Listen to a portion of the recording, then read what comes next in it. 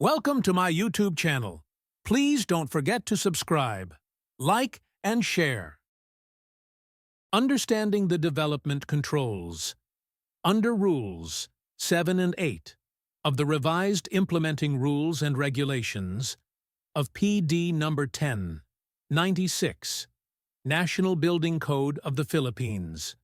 Hello everyone, I am here with another episode of Architects with Ray Gabitan.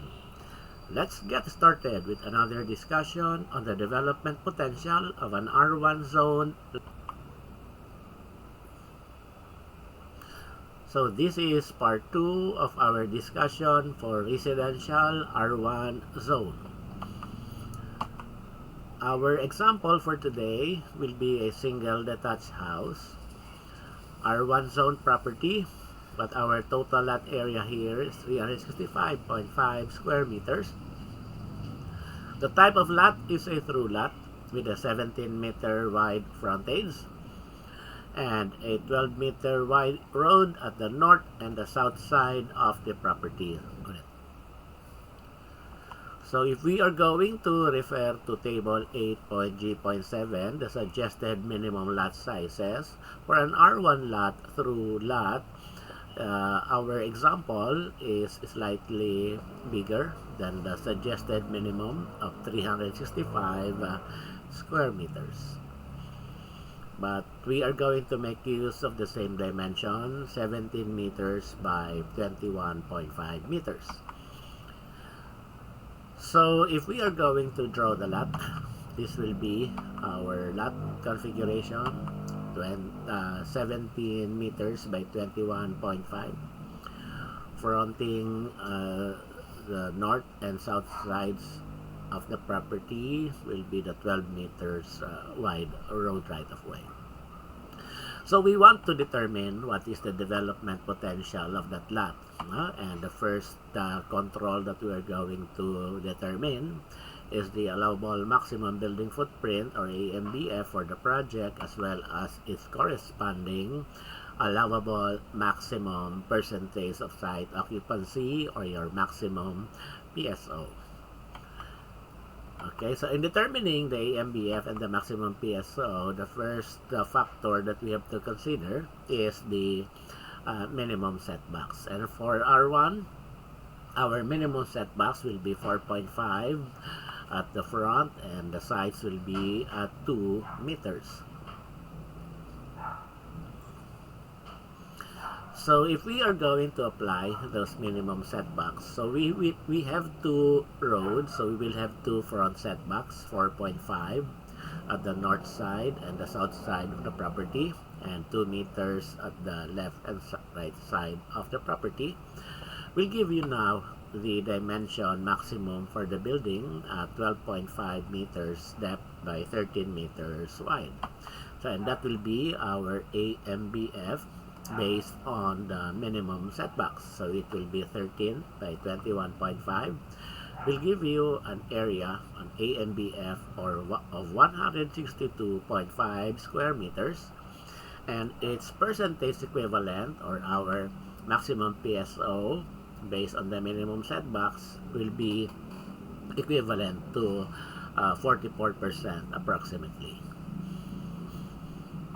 Now we are going to compare that value with another table, 7.1, and this is the table for the maximum TGFA, but there is a provision there for the AMBF that is expressed in this table as a percentage of the total lot area. So the percentage shown here for an R1 zone property, for a through lot, 70% of the TLA is the corresponding AMBF. Okay? And in meters, that will be equivalent to 255.85 square meters. So we now compare those 2 values that we derive and get the most stringent. For table on the minimum setbacks, table 8.2, our value for the maximum PSO is at 44%, while from table 7.1 it is 70%.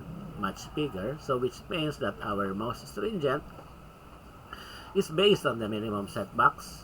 Our AMBF therefore will be 162.5 square meters with a maximum PSO of 44%. So we now go to the other part of the lot and determine now the other development control, which is the allowable minimum total open space within lot. So if you have already the value of the AMBF and the maximum PSO, you can now have the value for the open spaces, including values for the minimum unpaved surface area, values for the allowable maximum impervious surface area, as well as the maximum allowable construction area. So to compute for the allowable minimum total open space within lot, we make use of this provision that the minimum TOSL within the lot will be portions of the TLA not occupied by the maximum allowable PSO.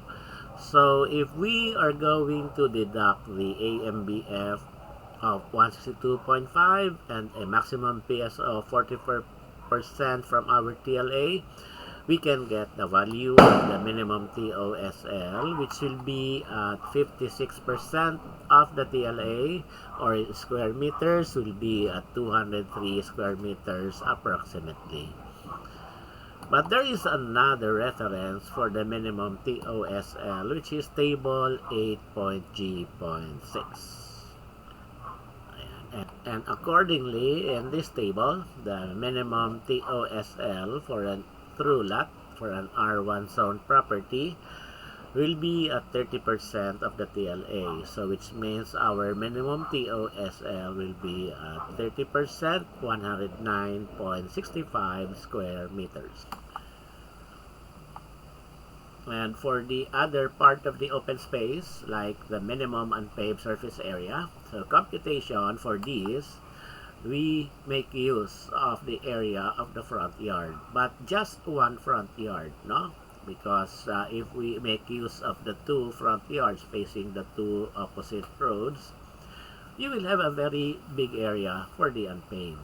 And usually the unpaved surface area for residential ranges from 10% to 50% of the total lot area. So let us just make use of this one front yard, yard 1. Our setback is 4.5 times the width of 17 meters will give you a value of 76.5 square meters. And in percentage, that will be equivalent to 21%. So this is a little higher, no, than the average minimum USA for residential, which is 10 to 15% of the TLA.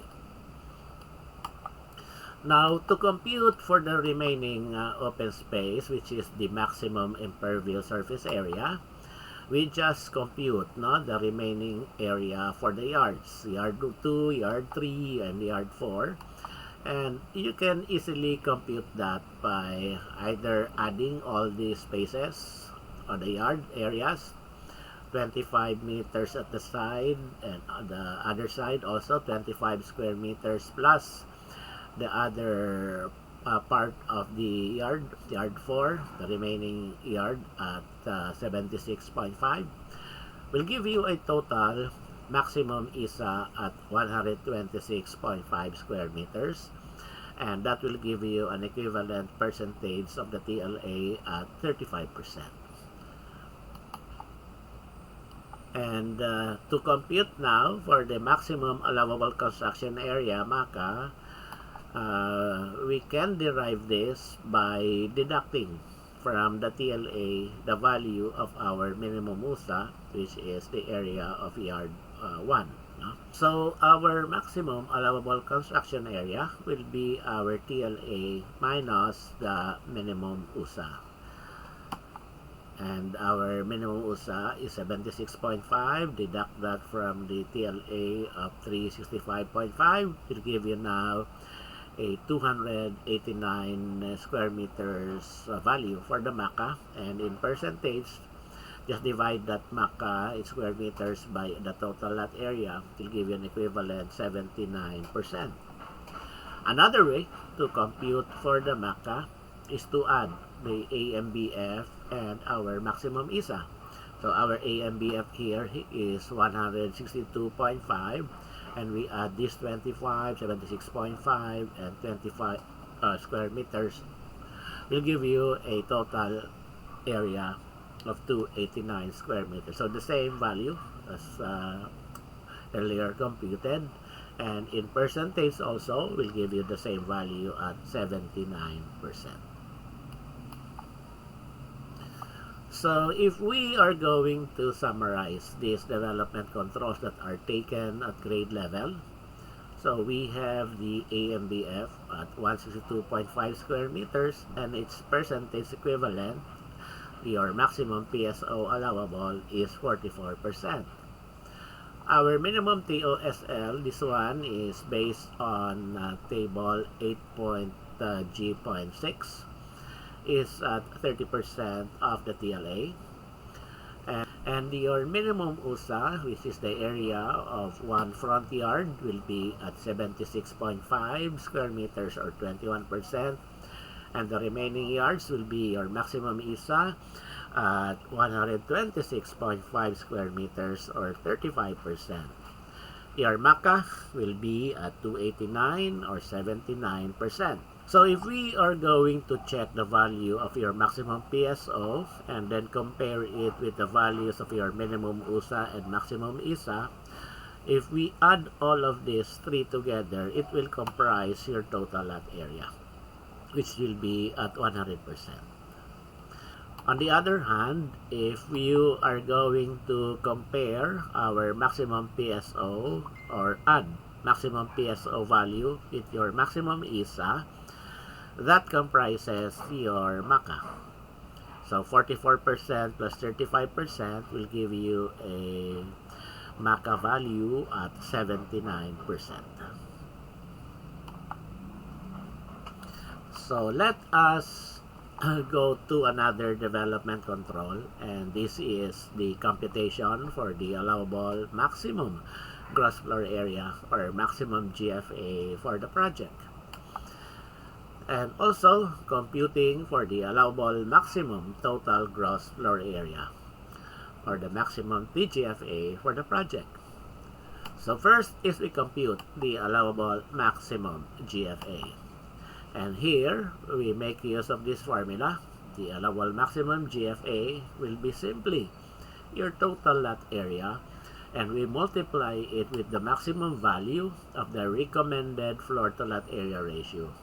Based on table 7.G.1, for R1, we only have this FLAR designated at 1.5. So we are just going to multiply that with our TLA of 365.5 square meters. Will give you now the value of our maximum GFA allowable at 548.25 square meters. So the other floor area computation is about the allowable maximum total gross floor area or maximum TGFA for the project. Our reference for this computation is table 7.1, wherein for R1 through lot, our value is 3 times 70% or a BHL of 3 floors times 70% of the total lot area. Will give you now a maximum TGFA value. 3 times 70% of 365.5 square meters will give you a maximum TGFA at 767.55 square meters. Now, another way to compute for the maximum TGFA is basing it on table 7.G.2, wherein you can convert your value of your GFA to its equivalent TGFA value by multiplying whatever maximum GFA value you have derived by the multiplier of 1.5. So our maximum GFA is at 548.25 as computed earlier, and this we are going to multiply our maximum GFA multiplied by this conversion factor or multiplier of 1.5 will now give you our maximum TGFA value at 822.375 square meters. So if we are going to compare our values for the floor areas, our maximum GFA will be at 548.25, and then for the maximum TGFA values based on table 7.1 at 767.55 square meters, and our other maximum TGFA based on table 7.G.2, this is the conversion table, will be at 822.375. So if we compare the two values, our most stringent will be 767.55 square meters or 768 square meters. So that's it for our second presentation for an R1 zone property. Watch out for my succeeding videos for other lot types and also other lot sizes. Thanks for watching. Don't forget to subscribe, like, and share. For a more comprehensive study on Rules 7 and 8 of the Revised IRR of the NBCP, please enroll at Atlas CDC Review. Email us at atlascdcreview@gmail.com, or you may join us at our FB group page, www.facebook.com/groups/Review.